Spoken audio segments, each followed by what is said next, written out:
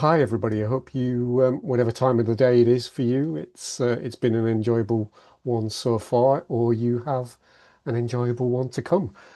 Um, so as Mike said, my name's Jed Hall, and I'm going to be talking to you today about monitoring and evaluating research impact.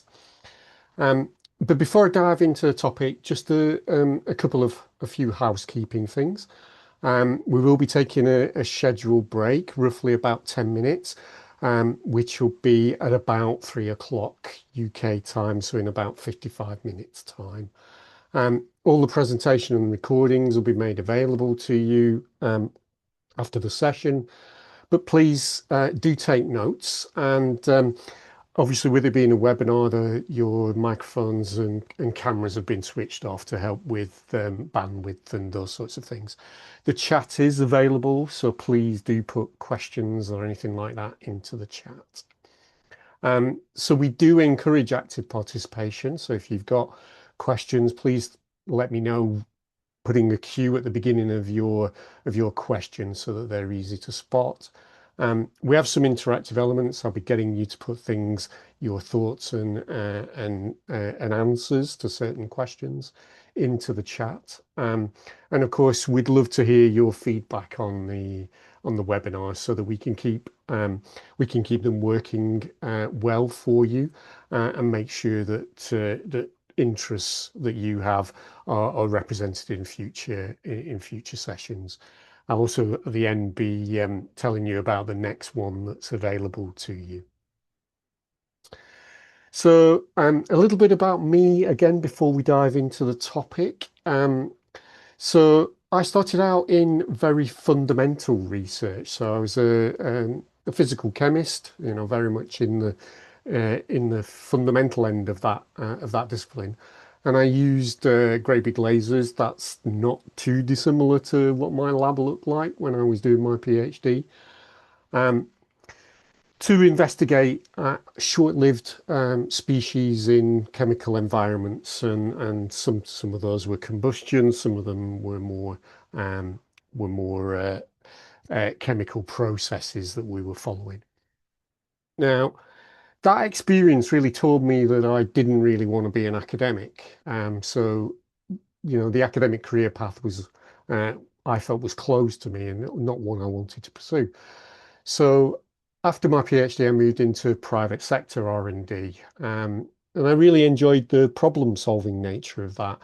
And I think a lot of that joy actually came from seeing it implemented within the various businesses that we might be doing R&D for. So I did some work around safer and more efficient underground assets, different mechanisms to reduce the loss of methane from oil and gas infrastructure. Unfortunately, still get a lot of that. You can see the heat maps of methane still, and they're very much tied to infrastructure like that, especially in and around the Middle East, which is in our thoughts at the moment. Um, and then after working in that area for about 10 years, I then moved back into higher education to help prepare early career researchers like yourselves for their research lives, both within and outside academia. During that time, I developed an approach, a coaching approach to the development that I offered. And then in 2011, I started focusing on how to generate non-academic impact from research. So that's really where, as I said, where the joy for me in working in a private sector R&D organization really came from, was actually turning research into practical solutions. So that's really where I again found that joy when I came back into higher education. But I think the key message from this is that I'm not a researcher in evaluation methodologies. I am only a practitioner. So I am no more, I guess, skilled than actually you could be in these areas. But I have applied them to different settings. So let's use some of that experience. So in today's webinar, I'm going to be exploring evaluation and monitoring of research impact, so that impact beyond the academy. And I really want to get a sense of what you think your challenges are in that space. What is it that means you've signed up for this webinar? What's drawn you to it? I'm then going to explore the key concepts of evaluation in this space using a fictional example. And it's one that I use in a range of different impact development settings. So it's one that I've explored quite a bit, I guess. And I've in terms of dreaming up different ways that this particular researcher deals with different challenges associated with research impact. Um, I'm then going to go into some concepts around that. What are the purposes of monitoring and evaluation? Why do you actually do it? What's the issue in terms of when you actually start thinking about designing your evaluation? Do you do it at the beginning? Do you do it during the project? Do you do it towards the end? And then I'm trying to drill into what are the prerequisites you need to really come up with what might your evaluation design look like. So what are the prerequisites before you start making those choices? And then I'm going to dive into some real examples. So the real examples come from the UK's Research Excellence Framework.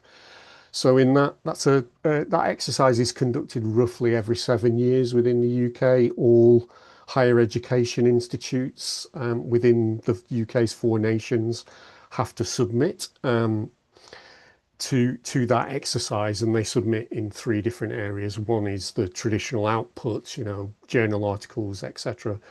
Another of which is the research impact. What actually is the change or benefit from that research that society experiences, and the final one is what environment do we put around researchers to better enable them to flourish in their careers and actually do good quality research with good quality impact.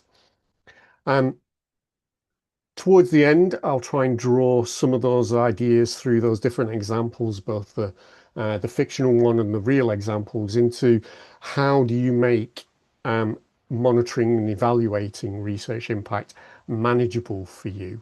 Um, and usually that's one of the biggest challenges is actually finding the time and potentially the money to conduct evaluation in an appropriately rigorous way. And we'll say more about what does appropriately rigorous mean later on in the webinar. So hopefully that sounds like it will be useful for you and what you signed up for. So to get you responding straight away, or get you interacting with me, and for me to get a bit of an understanding of who you are behind this screen. In the chat, if you can try and put what your challenges are. So if you can try and synthesize that challenge into, 1, 2, 3 words. And if you have multiple challenges with monitoring and evaluating, just hit return between each one. So if you've got 2 or 3 words, hit return, another challenge, 2 or 3 words, hit return. So I'll give you a few minutes just to start typing into chat, and I'll see what pops up.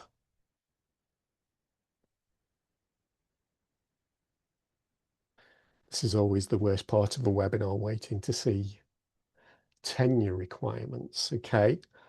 I probably won't know what they are wherever you work, Han, but I'll try. Finn, attribution is a really interesting one. Thank you for that. Absolutely. Are there any others? Nadia, do you want to say more about what you mean by migrant workers?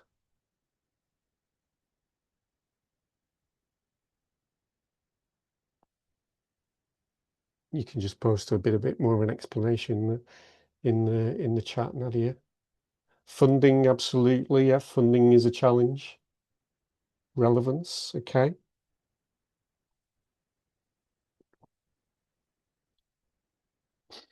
Funding again, if we were doing a word cloud, it would be getting bigger.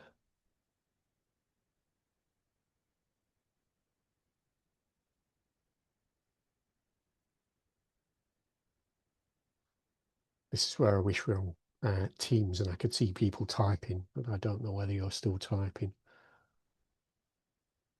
Procurement, Julius, do you want to say what you mean by that? How to do it on a large scale, yeah. How to deliver it, how to practically deliver it. Absolutely. What do we mean by measuring impact? Thank you. Yep, the purpose. Skepticism, right, okay. Okay,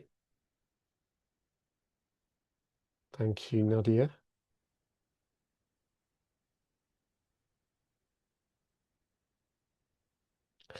Yeah, fitting it in, is that what you mean, Solomon? Yep, outcomes based. Interesting. We'll talk about outcomes and process. The data integrity. Okay, yep, yep. Okay, that's again the word cloud on data integrity would be getting bigger.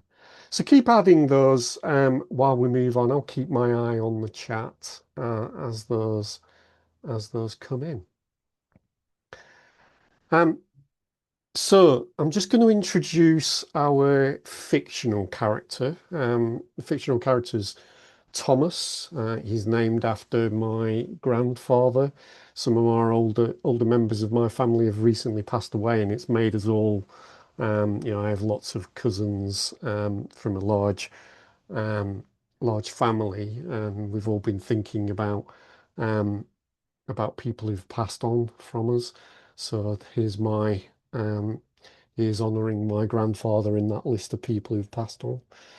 Now, I'm using Thomas to represent a researcher in language and literacy development within children, and Thomas is based in the university's languages and cultures school. So that's actually one of our schools in the arts faculty here at Leeds. And Thomas has some really early stage results that indicate that children who are read to by adults have better literacy levels than their peers who maybe don't experience that process of adults reading to them. So Thomas wants to expand this. He wants to trial this approach within schools with a goal of improving the literacy of more children. And his long-term ambition is to actually enable all children, hopefully, to have better literacy levels. So throughout the webinar, we'll keep dipping into kind of Thomas's story and see how the things that we're talking about are relevant to his context in that. So bear that in mind in terms of what we're thinking about here. So a number of you, there was the outcome based impact evaluation mentioned in the chat just now. And of course, really the kind of split between monitoring and evaluation is normally around we monitor our process to ensure that the outcomes that we're hoping for are more likely to occur. So let's try and break down that issue. So really, we've got to think about purposes. Are the purposes really, are they dominated by that process evaluation? Or is the situation that we're working in, is it more outcomes focused? Are people looking for those outcomes? So are we having to balance having to think about that longer term future potentially compared to the more immediate monitoring that we can do? So we have to think both about why we need to do these two things, why we need to assess these two things, and who we're doing it for. Are we doing it just for ourselves? Are we doing it for some form of reporting? Is that reporting somebody external? Is it a funder who's providing the money? Is it like in the UK, um, essentially a government-driven evaluation exercise? As I said, that's only every 7 years. but do we need to be collecting all of that information over that 7 year period so we have the kind of best stories that we can tell about the impact that's occurred from research in our different universities in the UK? So we do have to think about these two things. One of the things that is important on the process side, as I said, is the process that we've mapped out, is it likely to be leading to that?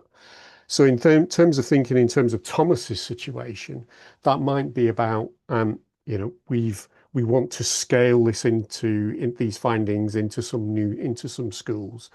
So what process has Thomas got to move the techniques that his research has identified might be useful into actual more adults reading to more children? So essentially, that's what needs to occur, and what outcome does that lead to? So we have to have both the process side of things. Have we got more children being read to more often, potentially by more adults, not just their parents and carers? So there may be all sorts of things that we want to check the success of in terms of a process to see that, bearing in mind that the research demonstrates that there's an efficacy of that reading leading to improvements in literacy outcomes. So bearing in mind that efficacy, can we show that because we've got more, we are more likely to have better literacy outcomes for those children? Now, it's actually quite a challenge to both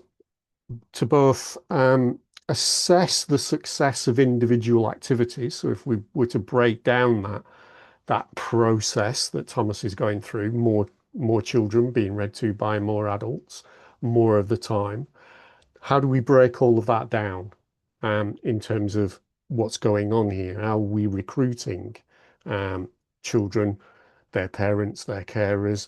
How are we recruiting different schools? How do we assess the success of those different recruitment mechanisms? How do we keep monitoring that the reading, once we've recruited a child and their parent or carer, how do we monitor that they are being read to over a period of time? Because it isn't just you read once and literacy goes up. It has to be a concerted activity. So there are all sorts of challenges around both what we measure to understand is the process likely to be successful, and also what we measure when we're assessing the outcomes. And can we assess outcomes at more than one stage of the process? So can we look at that literacy attainment throughout the project rather than just doing it as an endpoint, an ex post assessment? So there's all sorts of challenges there in terms of both time, money, what we have the practicalities for. Do we have a lot of time to do a lot of this analysis, a lot of this data collection of all these different types of data that might be associated with the different activities and the different intermediate stage outcome assessments? Have we got the time, resource, and resource to both collect and analyze? So a number of challenges that this context thinks about. And then finally okay, is that the type of data that is valued by whoever is receiving or is guiding the nature of the reporting? So we do have to think about all of those things, both the people involved in the actual projects, the people on the receiving end of the reporting. What are they swayed by? Where are their biases essentially? Okay, so there's also an issue about when we actually do the designing of the process evaluation as well as the outcome, and we'll come on to that in a minute. So in Thomas's setting, he is able to do this project in schools has not yet started. So he's able to do the design for the process monitoring before the project starts. And that's actually the most effective place to do it, really, so that we can go, okay, we're likely to be able to apply for this much money that would pay for this much time. So within that, how much of it can I devote to process monitoring, and how much do I have to devote to other aspects of the project? So we can build in that time and money assessment.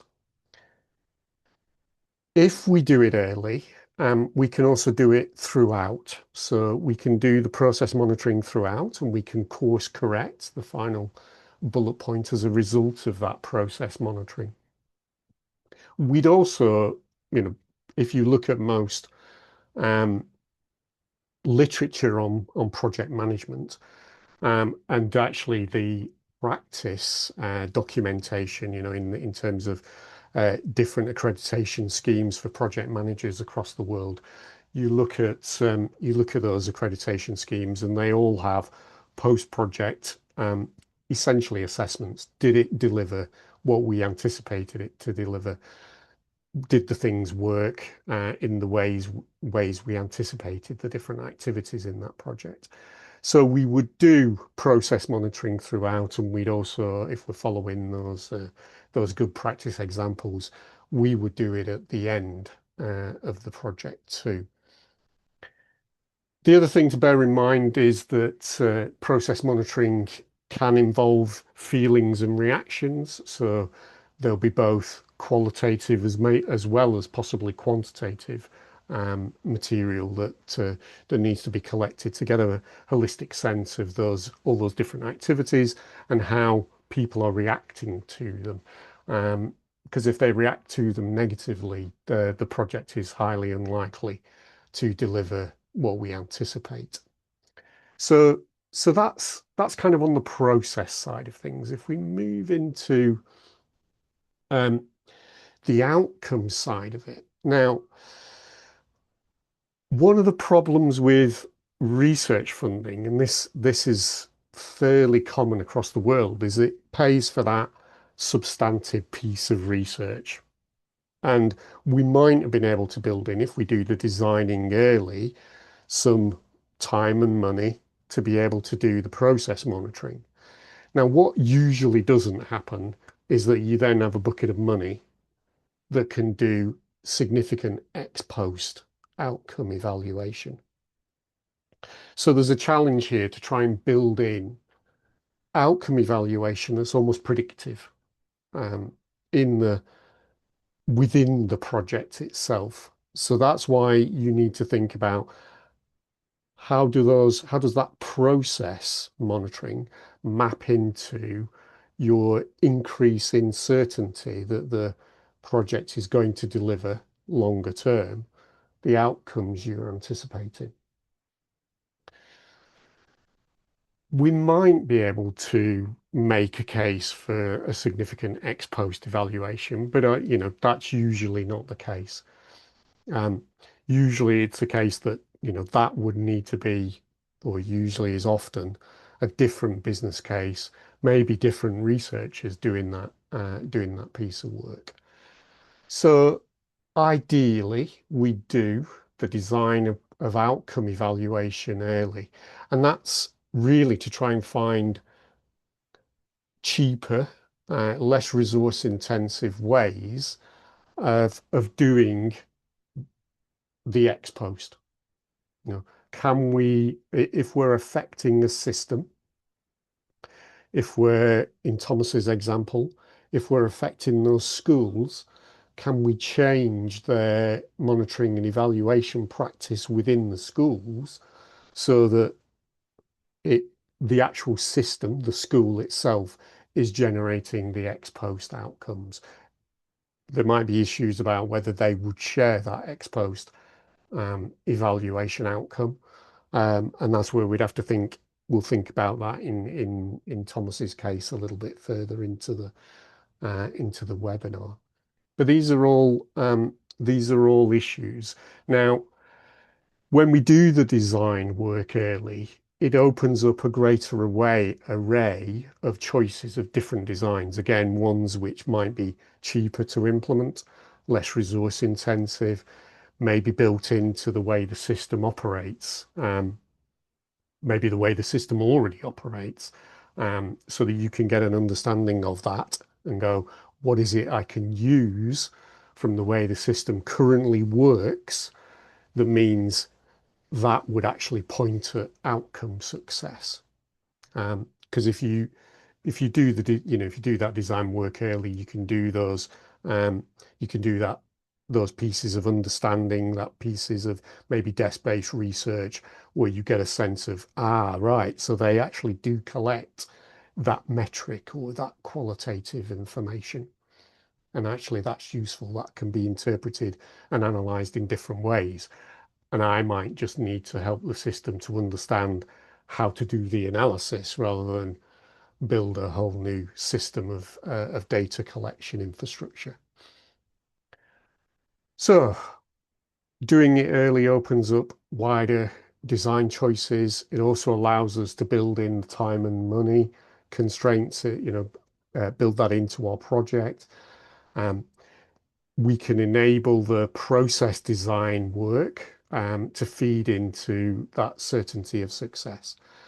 But we're also likely to need to do it maybe many years after the project finishes, perhaps to test that the outcomes are still being realized at that point. So it's that future stuff that's always the really difficult thing.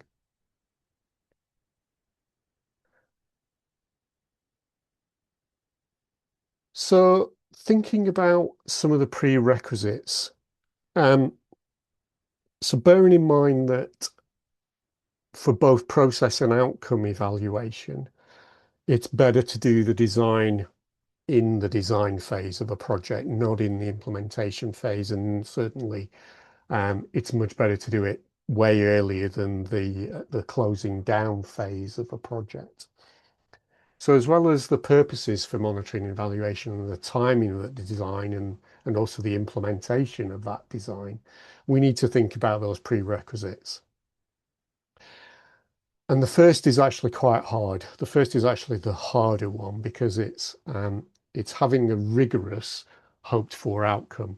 So it's not, in Thomas's example, it's not good enough to just go, we hope more children will have a higher literacy level.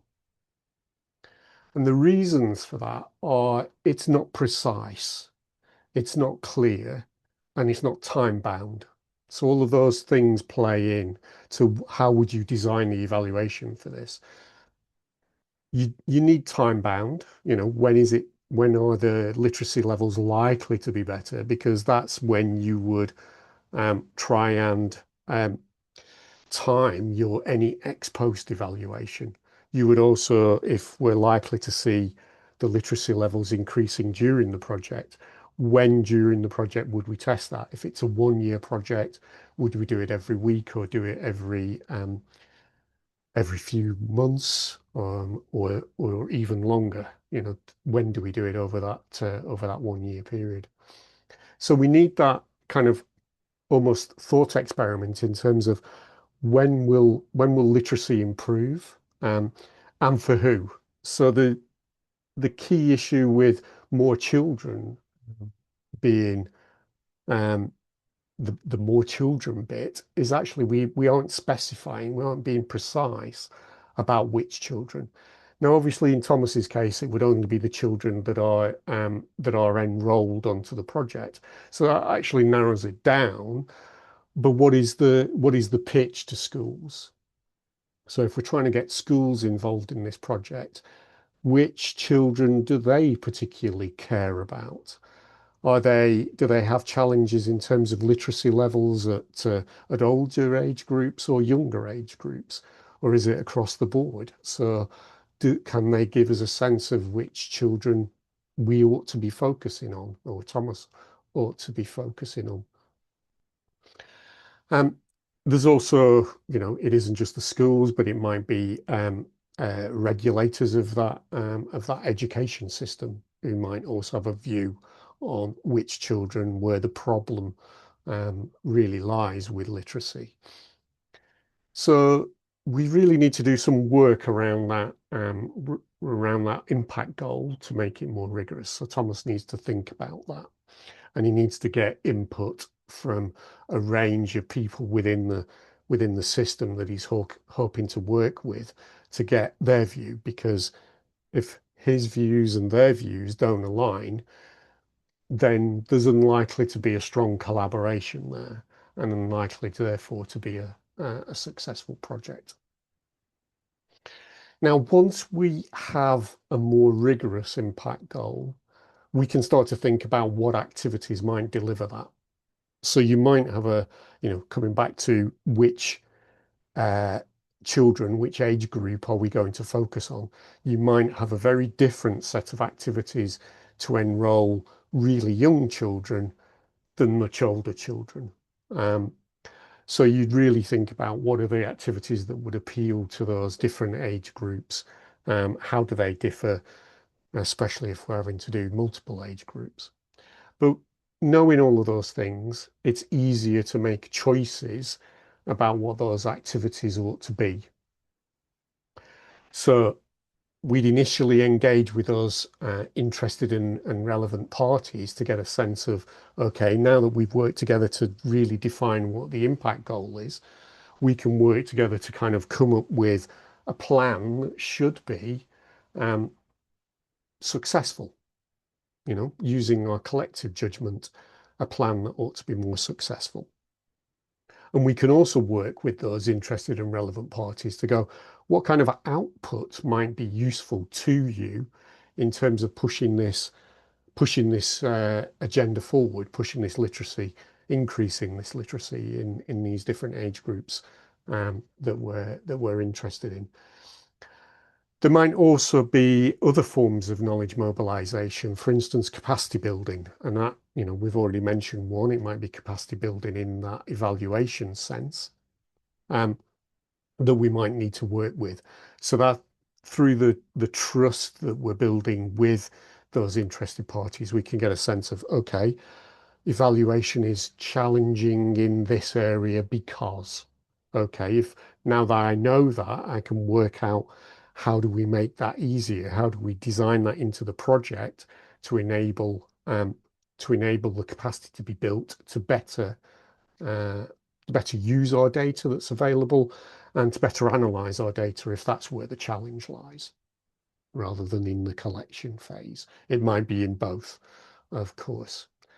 So, so there's a whole range of prerequisites, but we need both of these, both the outcome and the activities, before we can start to say, okay, what evaluation design works for those two different sides of the coin, the process side and the outcome side. Just checking to see if there's any questions. Please fire them in if anything is unclear. And just I've gone a bit faster than I was anticipating. So so we're going to. I'm just thinking about it. I'll go past the break, and we'll come back to the break when we get a bit close to the hour. So just going to go into this in a little bit more detail in terms of choices of design. So I've mentioned that on a few occasions. So what do we mean by choices of design? So in 2021, Mark Reed and colleagues published a paper, um, and that paper had done quite a big synthesis of available um, literature around evaluation. So they'd looked at both academic literature and practice literature, so evaluation practitioners' literature, to come up with what are the different choices that are available. And through that analysis of all those different evaluation literature, they found that there were, in general, five broad um, design choices. The first one of which is the most complicated and resource intensive, and that's experimental or statistical design choices. So in this one, by experiment, it might be that you would be able to do a longitudinal, rigorous, long-term analysis of the system that is changing. So, here we have the experiment in real time, and we're doing work with that experiment, taking data points at different times over that longitudinal piece of work. So you can see the time and effort in those sorts of designs is really high. Um, to some extent, we're probably talking, if it's a 1 year evaluation process, we might be talking hundreds of thousands of pounds. Convert that into dollars or whatever your local currency that we're talking about there. Statistically, we might be able to go, okay, can we model the system? Do we have enough data about the system that we can model it, understand what are the different um, uh, things that interact in that system that cause changes? Can we model that? Can we do an assessment in terms of which are the more significant changes? If I do a change over here, that's less significant than doing a change over there.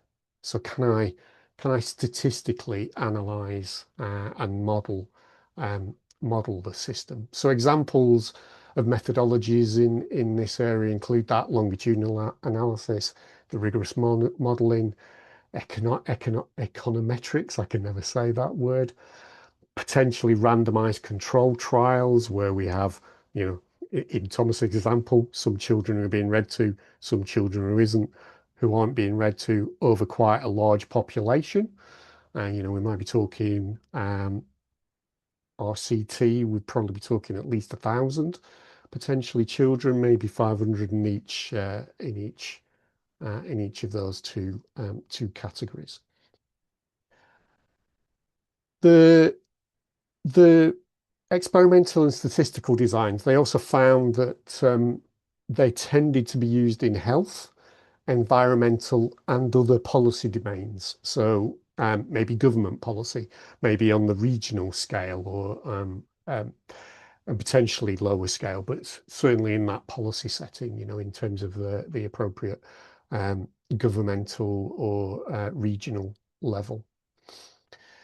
The second main design that they found was called system. They identified as systems analysis, and methods in this category include influence diagrams, participatory systems mapping, social network analysis, so seeing how all the different parties that are involved in the system, how they all interact. So social network analysis.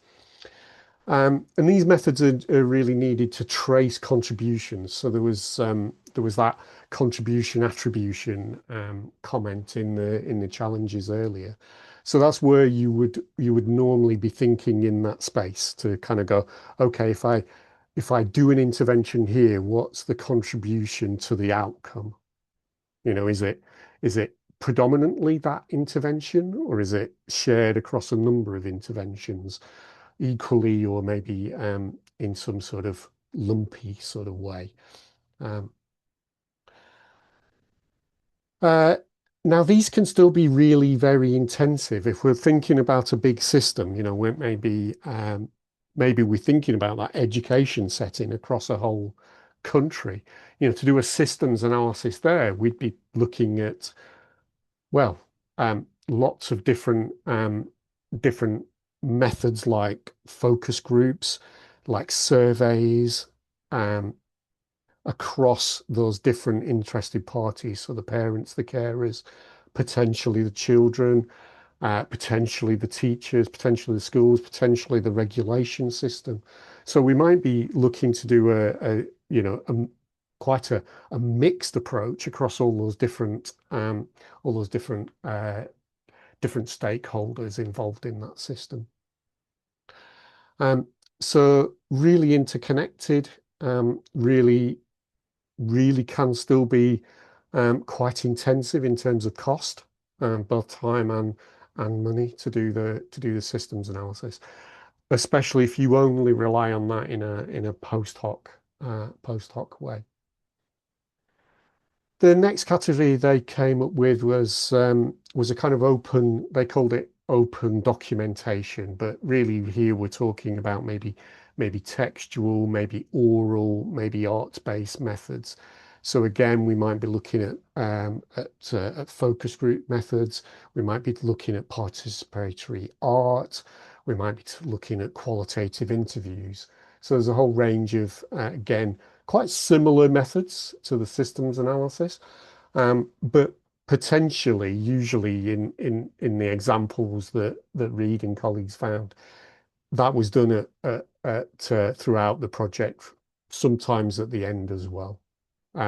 So probably built into the process rather than done separately to the process of generating the hoped for outcomes. The fourth category they found were indicator-based methods. So they tended to be methods such as theories of change and logic models.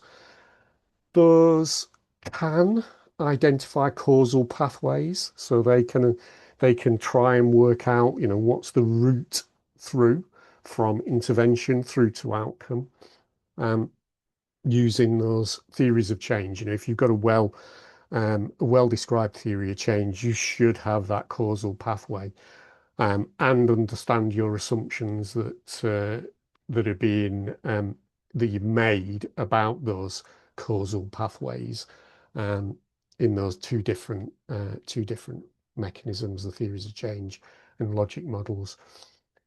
If you look into the literature on those, you'll find that sometimes the differences between those two things are not hugely different. My practitioner side of things, or theories of change, tend to be higher level. Logic models tend to be more detailed. So for me, if you're wanting to identify causal pathways, you have to get down into the detail to understand that. The other thing that these indicator-based methods can help you with is you can do the before and after. So you can do a before we start all the activities that should change this system, and an after. So we can do that before and after to understand, potentially in the quantitative side of things, in terms of that literacy. If we had a number for literacy, it would have gone up, hopefully. The final one that they found was evidence synthesis. Now, again, this tends to be only available if you've already got lots of data about the system. So there's been lots of studies, lots of other studies about that system, how it works, what feeds into it, what comes out of it. And you can do the evidence synthesis to go, okay, across these different studies, the evidence would suggest that literacy improvement should go up by whatever, 10%, let's say that.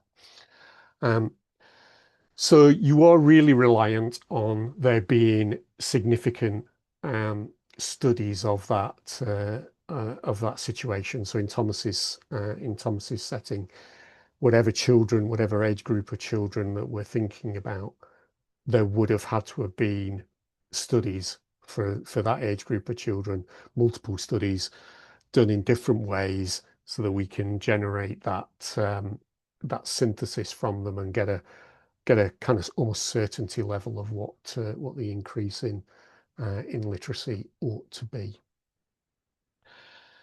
Evidence syntheses, we're talking about meta-analysis, we're talking about systematic reviews, we're talking about realist synthesis. Tend to be used in policy creation and implementation settings. So, where the experimental and statistical design ones could be health, could be policy, could be environmental. Here we're probably looking at the policy and environmental side of things. Um, there are systematic reviews of health studies, absolutely, um, and usually there's a certainly within the UK there's a number of those studies that have to be done, that get synthesized to kind of go, okay, we'll release some money through the National Health Service to implement an intervention. Now, the paper's great. The references are in, the reference for it is in the slides. But what Mark Reed did in his book, which draws on his literature. So in that book, the Research Impact Handbook, third edition, he puts together a decision tree to kind of help you with that. You know, when you're in the overall project design phase, can we make some decisions about which of those broad categories of evaluation design should we choose? So he suggested this one, and I've adapted it from that from page 220 in that third edition that came out this year. So the grey boxes are the decision points, and the dark blue boxes are the choice of evaluation design. So I'll just give you a few minutes to kind of have a look at that and just go through that. But essentially, we go, do we need to know that research was a necessary cause? Yes. Okay. Do we have published studies? No. Then we're going to have to do other things. If yes, then we've got evidence synthesis as an option. And I'll let you go through the rest.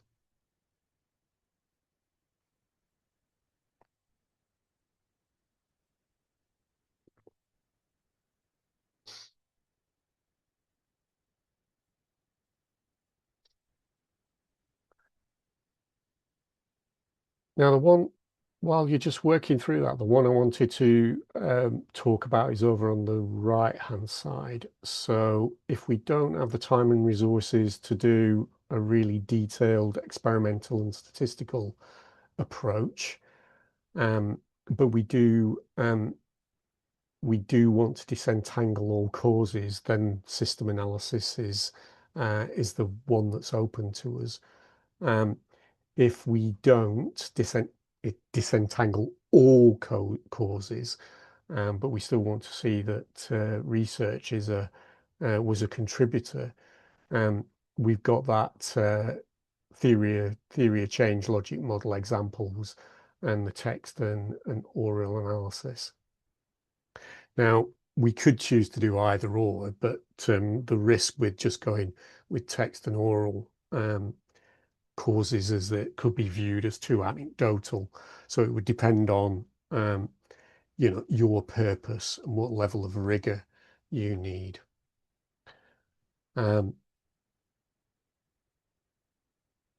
She was consistent aligned throughout. Yeah, that's a really interesting one, Cobra. Amir has just put a question in, which is, I'm helping project manage a research project. Do you have any suggestions or tips in terms of how I can ensure the project's process and outcomes are consistent and aligned throughout? Are there any resources I can explore when it comes to project managing a project like this? So I think that's actually a $64,000 question. Probably with inflation nowadays, that's a much higher number. But it's actually the bottom line of what project management is meant to do. So essentially, what I'm saying is, Cobra, that you do need to have that absolutely detailed, really well specified in terms of its precision, its specificity, and its agreement across all the people involved, all the different people and organizations involved in the project. That is the outcome or set of outcomes that we're hoping for. Really down to when do we anticipate those outcomes appearing as the project progresses, and if the project closes down, but we've embedded something within the system, um, when should those outcomes occur? Okay, so we really do need to have done that thinking, and that thinking ideally ought to have happened in the design phase of the project. So before you decide to do project kickoff, that you've gone, right, these are the outcomes that we're looking for. And are they realistic, practicable, um, deliverable within the resource that we've got available to us? And if not, we cycle round it to reduce the scope of the outcomes that we're hoping for. So you would do that really in the project initiation phase, and you'd see that in most project management materials. So for instance, like the Association of Project Managers from the US, the uh, um, body of knowledge, they call their almost set of processes a project manager should go through, a body of knowledge. In the UK, we tend to use a thing called PRINCE2 as a project management qualification. Again, in the curriculum for that project management qualification, that project initiation is all about understanding the outcomes that we're hoping for. And you design the process to deliver the outcomes. What can happen, and this is often a mistake, is that um, you have your process and you try to just always apply it, and that's a mistake. That's when in research projects, that's when we just are too wedded to a particular methodology. Um, what we have to do is, if we're doing it well, is the research question drives the choice of methodology, not the methodology and we just bolt it onto whatever research question that we've got. That is exactly the same way round that project management tools and techniques. So wherever you are in the world, and whatever almost accreditation systems are appropriate for project managing in your space, whether that's, as I said, the Association of Project Managers from the US, PRINCE2 in the UK, and across Europe. Actually, the EU tends to use PRINCE2 methodologies too. Title of it's on the slide at the end, Haruna. So I won't answer that one at the moment. I'll just leave that for the slide at the end. So hopefully that's helped, Cobra, and if not, please follow up with other questions. Now, just final thing before we take a break, is that I've tried to simplify Mark Reed's decision tree. So in this table, I've tried to simplify this design tree further by including the criteria of when we are making the decision about what design to use. So I've included the thing we are testing, the situation in which we're testing it, and the timing. Now, this tree removes the expensive design tools, designs, the experimental and statistical methods, and the evidence synthesis. So this one's kind of stripping those out and going, I'm thinking about much more, the common ground between those health projects and those projects where we're essentially doing an evaluation study, because we've got lots of published studies already to draw on for an evidence synthesis approach. So I've stripped those out. So essentially in this strip back process, we might want to test the reactions and feelings of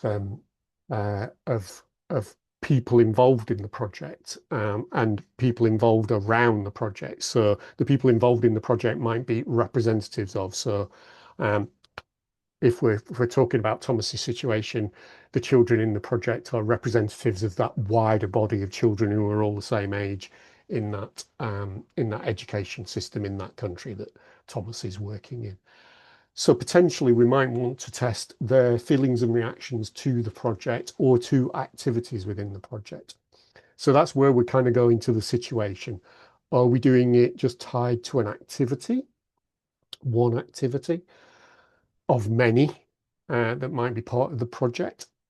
Or are we doing it as part of a long-term collaboration? So in Thomas's example, if we were to be doing this work with multiple schools, the children would be part of a longitudinal collaboration.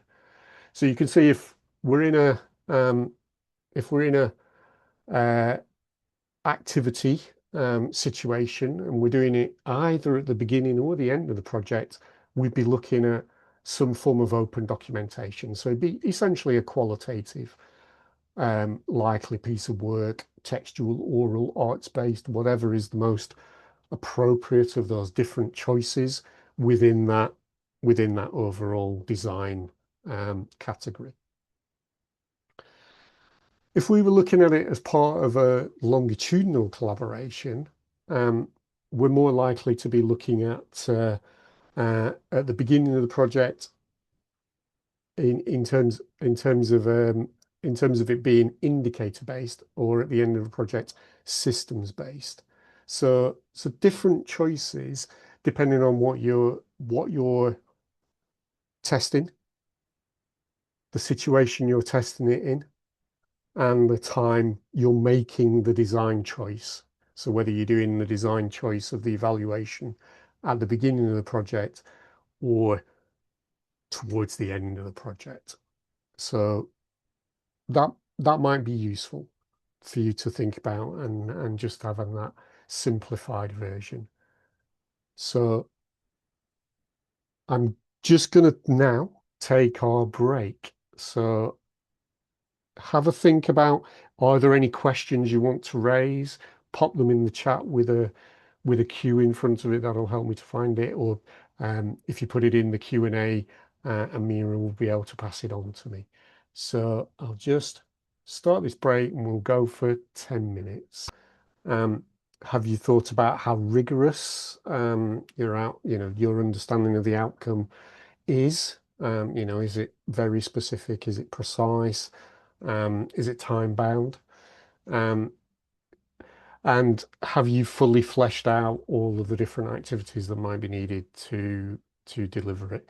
So without thinking about all of those, it's difficult and I would say nigh on impossible to choose an appropriate evaluation design. So no matter, if you haven't got these, essentially your understanding of Mark Reed's paper and colleagues, um, it doesn't matter, that's kind of knowledge for knowledge sake, but you do need all of those things um, to be true. So if we just come back to and see how we're getting on, um, what I'd like you to do is just think about this particular situation and see if we can choose an appropriate evaluation design for it. So we're testing feelings. We're testing those feelings at an event, and we're thinking about this at the beginning of the project. Which evaluation design is the most appropriate? So have a couple of minutes, have a minute or so to think about that. Choose one for text, oral, arts based. Choose two for systems analysis. Choose three for indicator based. So I'll give you just a few seconds to make a choice.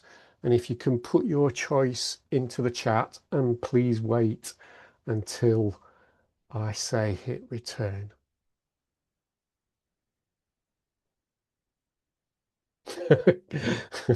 Please say. I'm not gonna give you the answer yet, Cobra. Hope I'm saying your surname appropriately. Your first name even. Okay. So if you're all ready with your number, please hit return.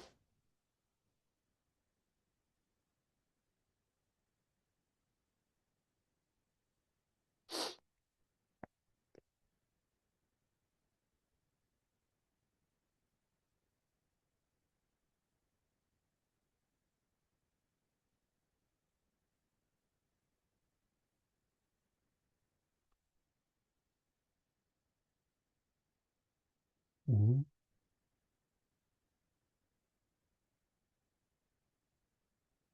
Okay. So usually in this one, um, depending on the nature of the people within that event, um, we'd probably choose some form of open documentation. So number one, so some form of text oral arts based.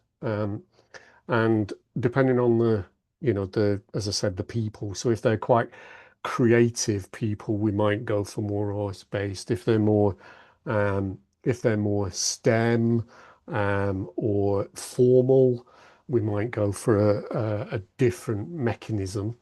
Um, but it would probably be a qualitative assessment using that sort of open documentation. Um, One of the reasons you choose that is that any of the others might potentially bias. So any of the others might involve um, the evaluation biasing the potential outcomes. If we keep it open, we keep it very much the choice and agency of the people in the event, we're more likely to get a um, representative of their views, of their feelings. We'd still have the difficulties of analysing. That would, I hold my hands up there. It might be easier to do the analysis with choosing other situations, but um, yeah, testing feelings. So essentially, if I so you're in this event. If I was to ask you at the end, um, did it make you happy? Did it make you sad? Did it make you more knowledgeable? We're doing a reaction. So we're doing a reaction test, and it's essentially the reaction to that event that we're looking to test. Does that help to clarify, Cobra? Okay, brilliant. Thank you for the answer. So have another go with this one. So we're in a longitudinal collaboration. So the only thing we've changed is we've moved out in an event and we're moving into longitudinal collaboration. Again, make a choice, same three choices, but that you can choose from, but pick one of them. And I'll give you 30 seconds or so to make a choice.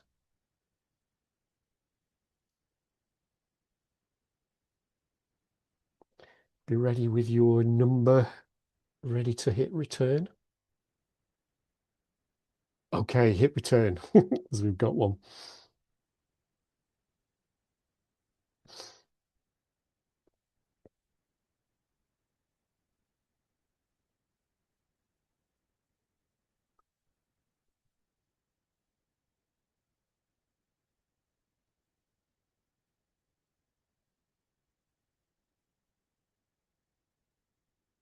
Okay, keep them coming.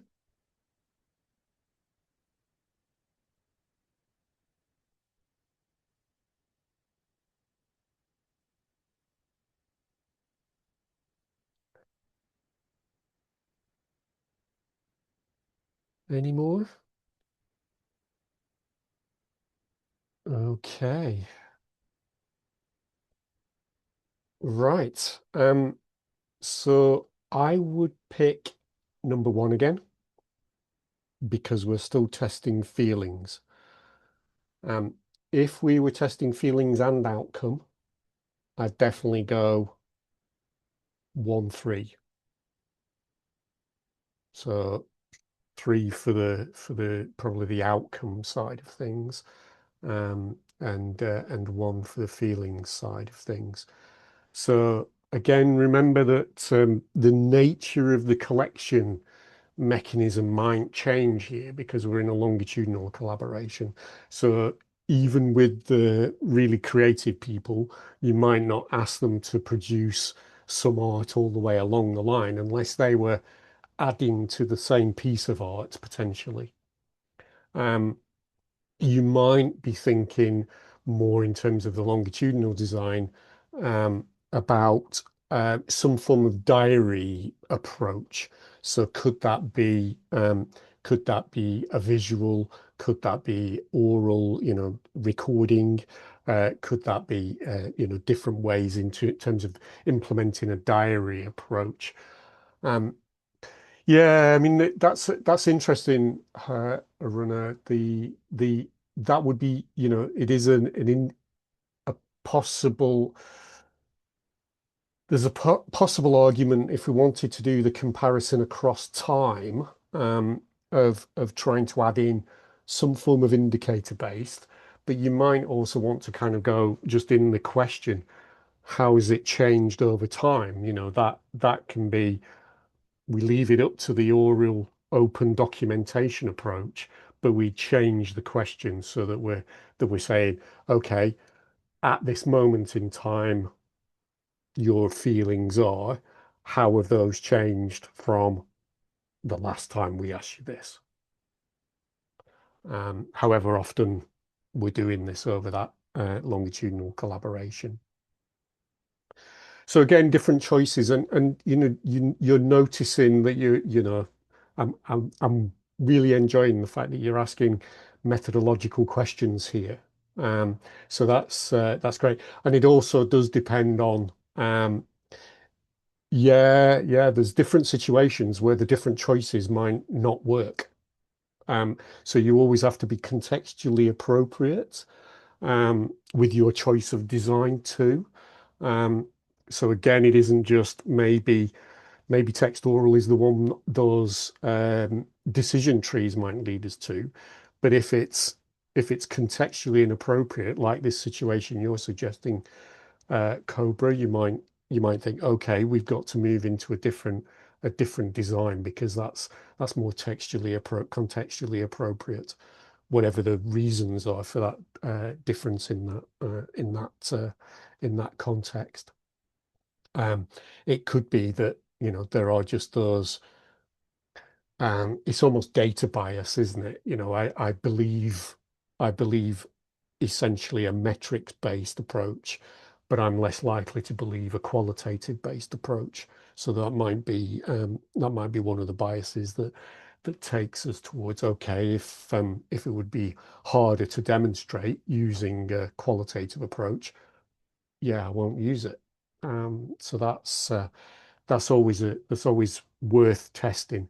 Um, but always think, your stakeholders, whoever is involved in your context, you know them better than I do. So you have to kind of go, what works for them? What works for me in terms of time and money as well, in terms of me being able to do it. And somewhere, hopefully, there's an overlap that we can make a choice.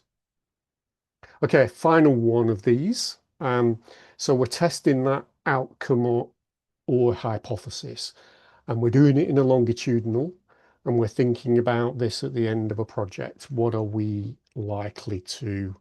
We're doing the design thinking at the end of the project. I have to make that clear. So we forgot to do the design thinking at the beginning of the project.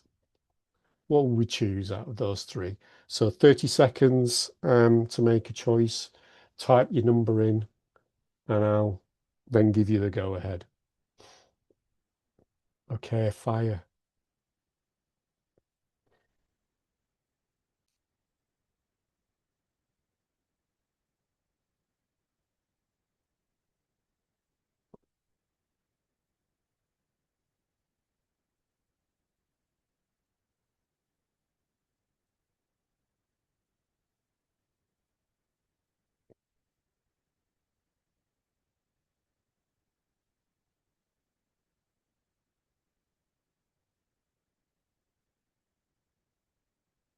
Okay, so responses. So I'd be tempted to go for systems analysis in this example. Um, the reason being that an indicator-based approach, we may not even be able to go back in time to understand what the indicator was at the beginning of the project. So I'm just kind of saying it may be impossible to do that approach. Um, so we might have to choose a different mechanism like systems analysis because that's potentially closed off to us. May not be, but I'm just making that assumption that if we didn't make the data explicit by measuring it, whatever the measurement mechanism was of the indicator, we can't make it explicit now because time has passed. Okay, thank you for that. Hope you found that useful to try and get you to do that thinking around different situations. So I've hinted at what would happen in Thomas's scenario, and got him to do that those reflective questions that were on the break slide. So I'm going to pull that back into a bit more of a focus for us. And in Thomas's situation, he realizes that his current impact goal to improve the literacy levels of more children is too vague.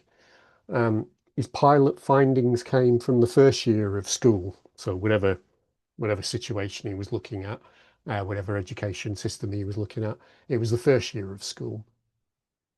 Um, but he isn't sure whether those are is the priority age for other interested parties such as teachers, education policymakers, and parents and carers. Um, this also means that he isn't sure who he needs to engage with. So he's kind of like, how do I test out what my outcome really should be or should hopefully be?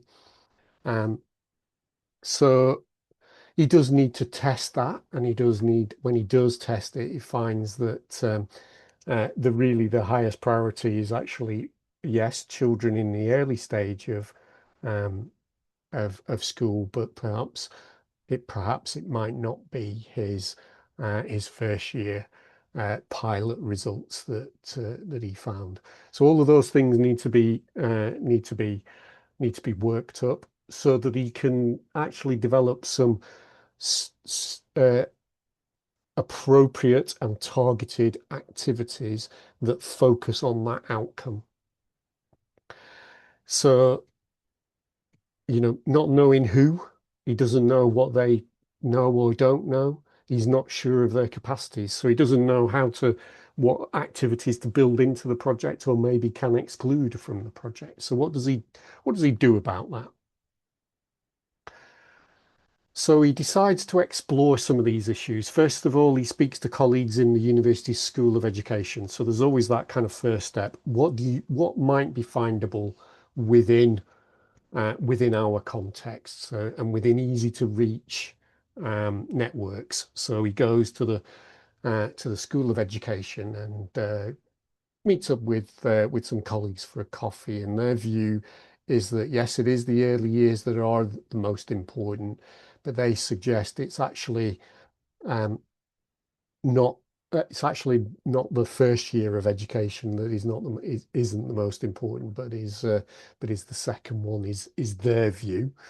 Um, and they suggest a further contact, so a literacy consultant who works within the region that the university is in. So um, Thomas goes off to speak to them, and that consultant confirms that it is second year of school, not first year. That is foremost in schools and policymakers' minds in that region. Um, and the consultant, Thomas also finds out that the consultant thinks it's actually schools with higher levels of disadvantage. So essentially poorer kids, potentially kids with unstable family environments potentially. So where there's higher levels of disadvantage.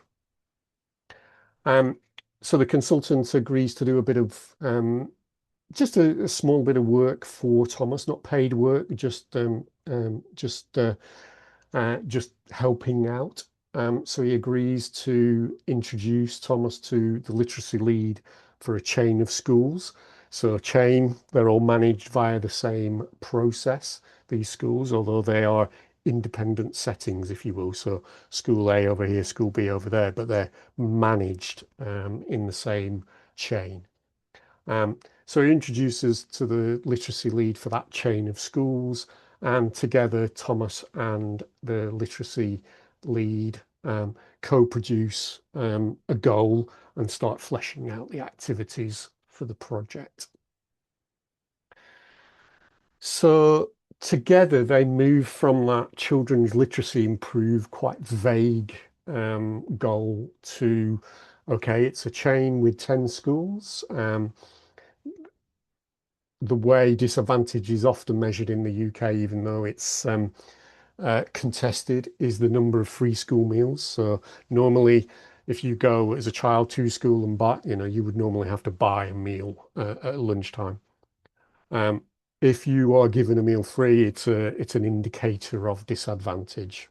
As I said, contested because it can be abused and doesn't capture some um, uh, disadvantaged children and does capture others. Um, they want to try and initiate at least the children being read to twice per week. They think that from the pilot work would be enough to um, raise the literacy attainment. The way they're going to test the literacy attainment, so in previous year two cohorts over the last 3 years, only around 30 to 40% of that cohort across those 10 schools have reached age-related expectations. So within the UK curriculum, there's an expectation of what literacy level will be at the end of year two. So in the schools previously for the last 3 years, only about a third of the cohort have met that expectation. And they've set themselves a goal to raise that to 100%. They've also started to think about some monitoring. So the teacher assessments, they're already done, but what they'll do is that they'll collect them more regularly. So they've decided on half term for being both um, appropriately regular enough to be able to course correct. So in that monitoring sense, but also not too much so that it's a burden on the teachers. Okay, so what does that lead us to? So in this example, Thomas's evaluation design, he needs to test an outcome and a hypothesis. He also needs to test the effectiveness of activities within the schools. It is a longitudinal collaboration with the schools. The project involves parents, carers, and children. Thomas is not skilled in experimental statistical um, design and modeling. Um, and he is doing this design choice for the evaluation at the beginning of the project, so in the initiation stage of the project. So it's likely to need theory of change, logic model approach, coupled with an oral textual arts-based methods because we probably both need outcome and process, and we need to take into account the reactions and feelings of those involved, um, and we need to think about who are all those feelings being gathered from. Are we gathering it from all stakeholders, all interested parties, the teachers as well as the children, as well as the parents, etc. Um, so he starts to develop a theory of change and a detailed logic model to help him to identify those indicators. So essentially, this is a simplified version of his theory of change. It's got those different interested parties. Um, for the parents' carers, it needs to get their buy-in so you can get make data explicit there. Do they sign into the project? Might he create a consent form that acts in that way? So it's an easy way of gathering that indicator data. Are parents convinced? Are the children convinced? Are they excited by the project? Here's where um, we might need to test reactions and feelings if we want to understand that. Over time, as we move through the project, the number of books might be something that we monitor. So how are the books being accessed? They might be being borrowed from the school, so that might be an easy way.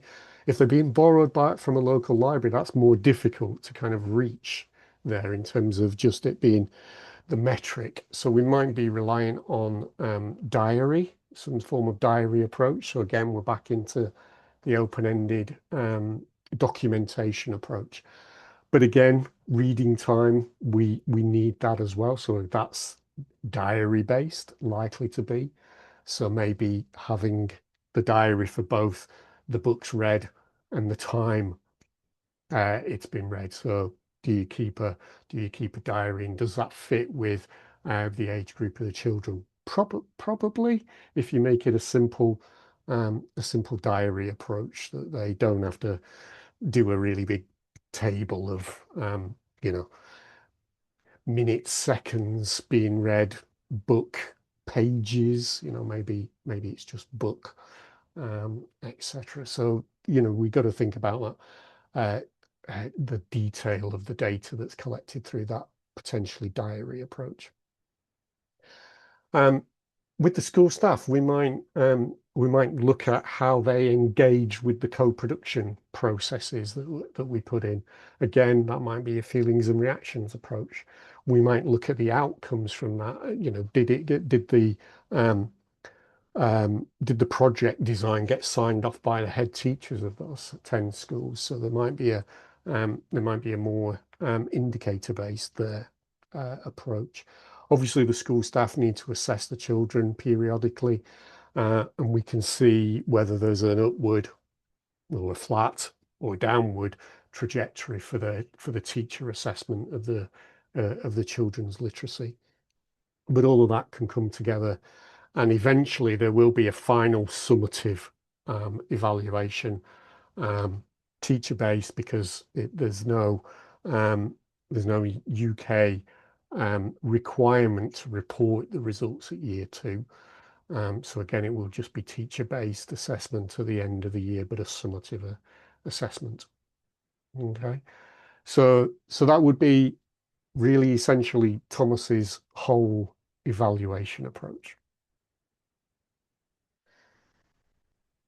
Um, So, what if we need to scale? I noticed somebody said scaling to maybe a country or something like that. So, in this example, we've scaled it to all year two children in England experience that twice weekly reading. The improvement in age related goes from, there's a broader range of previous outcomes, but we're still trying to hit that 100% suggestions. So if we were to try and scale, what would be your suggestions in the chat? Think through the different 5 categories maybe this time. Which would you suggest?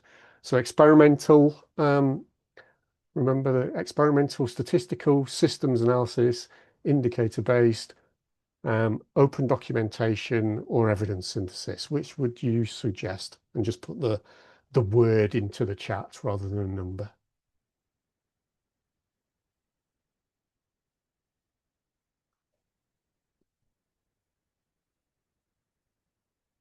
Everybody still thinking?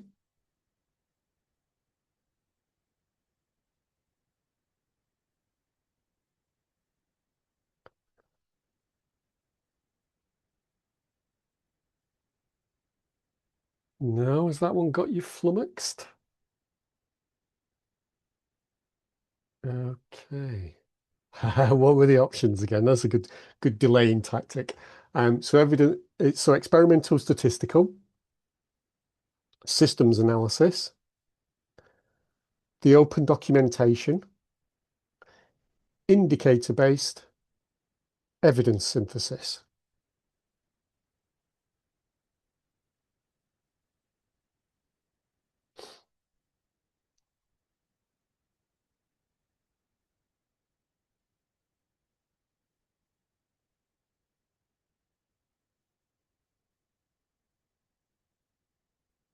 Right. For time, I'm going to give you the answer, or at least what I think might be the answer, and we can debate them. Um, so a detailed process as the 10 schools is likely to be too costly for either Thomas or the system to do as a whole. Um, so that's an issue with the design he used in the small project. Um, there could be a systems analysis. Glad somebody's put that one in. There could be a systems analysis done at some point post the implementation of the scheme in every school.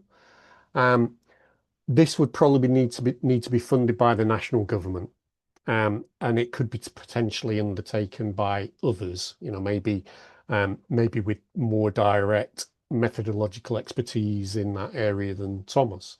Um, but perhaps, if that's not possible, Thomas could do a hybrid. So perhaps some schools may be able to continue to do the full analysis, and he may be able to do a one-off small systems analysis with other schools in a restricted number of geographies, and that could give him some triangulation of results that might increase the certainty of the answers it generates.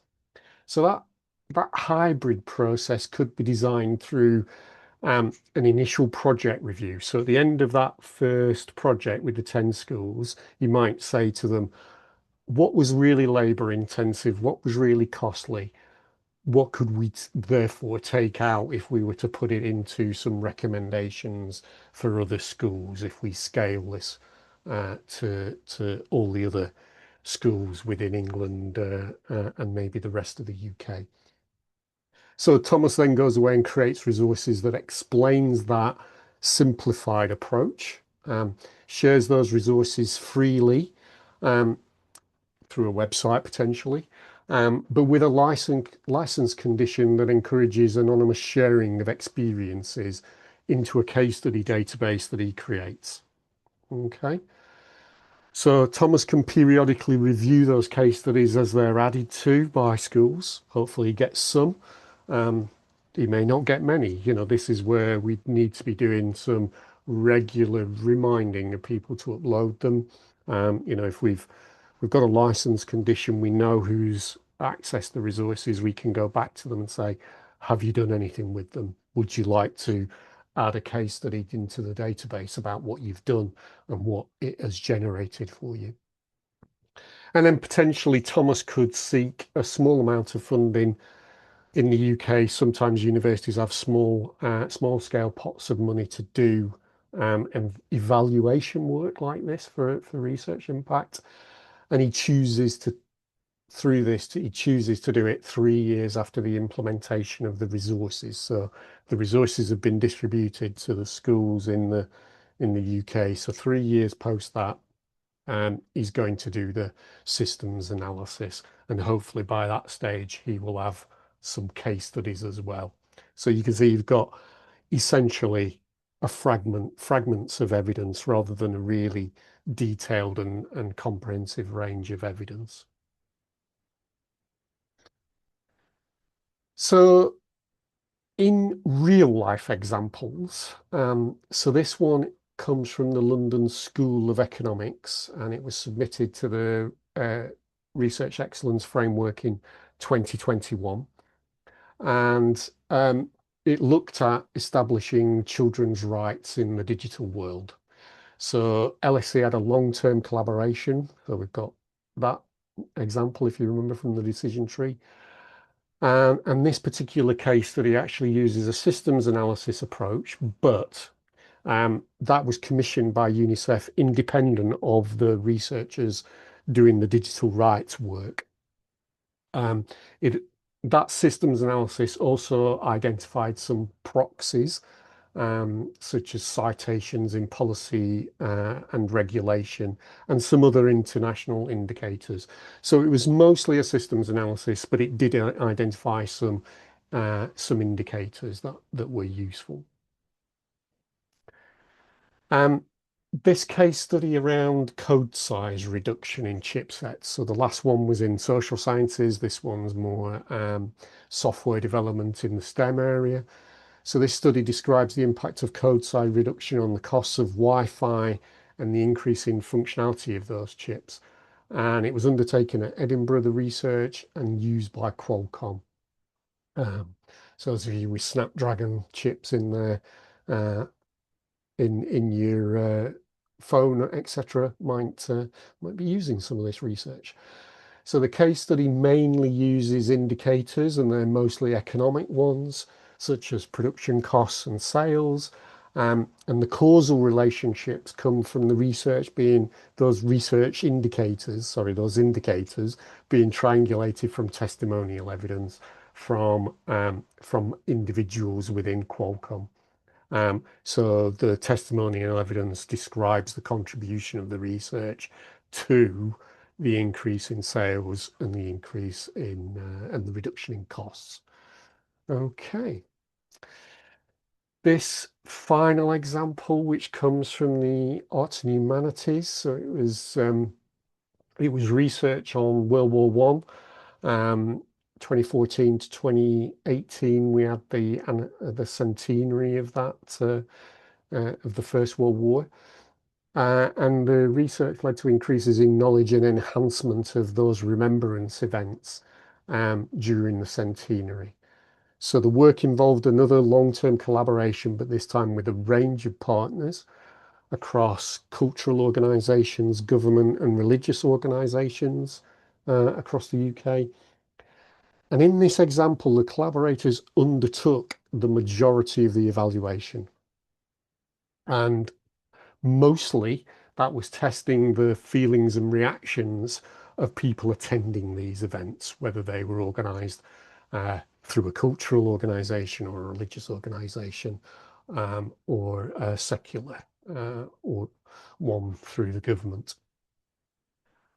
Therefore, most of the evaluation designs used open-ended documentation in a range of forms, and they included arts-based as well as non-arts-based methods. And the synthesis of these different practices was reasonably simple for the researchers at Kent, as the evaluation design and practice had been developed through the collaboration. So it hadn't been thought about separately or independently, if you will. So I've read more than those three case studies from both REF 2021 and the Research Excellence Framework in 2014. Um, and I think my reflections on those is that there is actually a range of practice. Some is thought about early and is designed in. Where to be charitable, I describe some of the other practice as post hoc hunting for evidence. So you could argue that it's potentially p hacking going on here.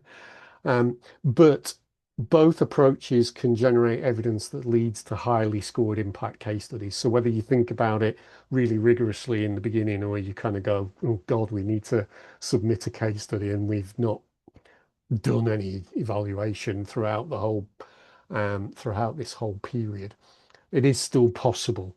It's just the latter option is higher risk, because essentially you don't know what evidence you will find when you do that hunting for it. And even if some exists, it might be owned by different people and they might not want you to have access to it. There are also examples like the Kent one of the system doing the evaluation work itself. So remember, it was the collaborators doing the evaluation, not the researchers at Kent doing the evaluation. Um, so finally, I should note that even though this is a national assessment to decide how to allocate approximately 2 billion in funding per annum to UK universities, the level of rigor described in the case studies outside of health and potentially policy areas is much lower than that required for a high quality research output. So I really want you to think about when you're making it manageable to you, think about those purposes and think about the level of rigor you need to attain to demonstrate your impact. Um, does it need to be really detailed, really expensive, um, usually, to generate the level of rigor you need? So going on to sort of wrap up, and here are my suggestions for trying to make it manageable for you. And that's the point of this. The point of this session is to try and make evaluation choices manageable for you, and applying those choices.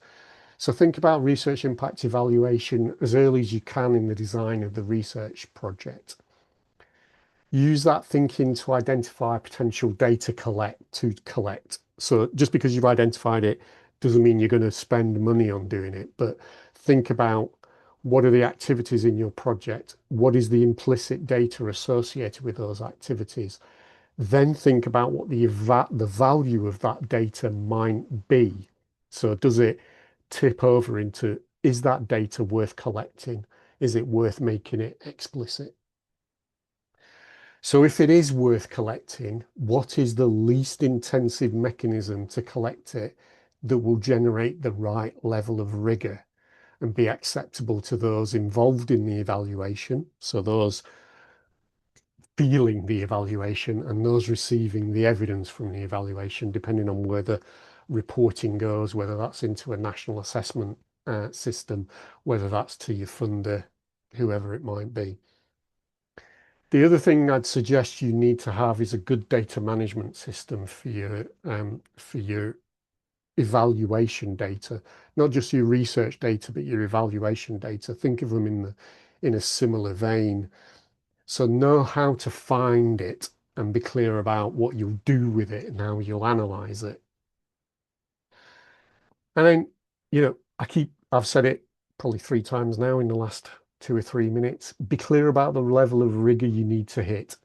And it's usually lower than the level of rigor you need for the research outputs. So if you flipped the impact goal, do you remember that impact goal? If you flip that into a research question, you would probably develop a much more rigorous and detailed, especially in the example when we were scaling it, you would probably design something that would be difficult to implement and costly to implement. So can we scale back? Can we scale back because the level of rigor you need isn't that high, or isn't as high as that you would need for a publication? Finally, look for ways to enable the system to evaluate, and they might already do it. If they don't do it already, don't leave them as dumb recipients of the research, but as capable actors with agency and appropriate skills to adjust activity as time goes by based on that evidence. But they're now collecting, now know how to analyze, and have worked with you to interpret in the early stages. When you move away from them or your relationship becomes um, more distant in time, they still need to be ideally able to make choices, appropriate choices based on that evaluation evidence if they still care about the impact that you both agreed was important right at the beginning of the research project. You'll still need to maintain relationships if you at some point do need access to that data that they are now collecting. You've got to maintain those relationships. There's got to be that ethical and equitable approach to your access to that data, and maybe their analysis. As I said, they'll be doing analysis, they'll be doing course corrections if necessary over the period. And yeah, encourage them, you know, within higher education, certainly in the UK and internationally, we're really pushing to move towards an open research data environment and an open research publication environment. So encourage them to be in the same vein, be open and transparent if they're able and it's appropriate for their context. So in this webinar, I've shown you a fictional example of Thomas moving his evaluation design into a system-owned evaluation with a future small systems analysis that he'd undertake. We've looked at 5 different evaluation designs, 2 of which are quite expensive in the academic and non-academic literature. We've noted that the more complex of those designs tend to be required only in certain areas. So that's thinking about the rigor that's appropriate there, such as in health and big policy interventions. I've shown some examples from the UK's REF. It's a wonderful database to get a look at how research impact is evaluated, the different ways and different types of evidence that are presented. So dive into it. It is open to anyone. You only need a browser to dive into those 2 databases and see real examples that might be like your own context. Finally, I'd ask you to be impact literate, but you don't need to be evaluation experts. Sorry, evaluation literate, but you don't need to be evaluation experts. So again, that's coming back to that level of rigor. Have enough skills to be able to reach the level of rigor that you need, and that will help to make it manageable for you. And if it's possible in the areas you choose for the better, be part of their journey to be evaluation literate as well. Okay. Um, so that's my summary. The next webinar in this series, and Amira, if you can post that, thank you, will be about the roles and responsibilities of a principal investigator. So the person who is running the project, probably the person who's been most engaged in the design of the project. That language works for us in the UK. It might not be appropriate in your context, but it's essentially the person in charge of the research project. And that'll be on 30th of April. And I think I've got the time right as 1600 British summertime, so whatever that translates into your time zone. If you go to the link that Amira has posted, there is a time zone lookup on that. Okay, and I hope you found that valuable, and as promised, those are the references. Now, I didn't talk about Sarah Morton's book, but that's a great one as well. Sarah Morton and Ailsa Cook, great one to read, and it does help thinking in terms of practical and pragmatic ways of evaluating. So I've put that in as a final suggestion for further reading. Thanks for your time in attending today, and I hope you've all found it useful.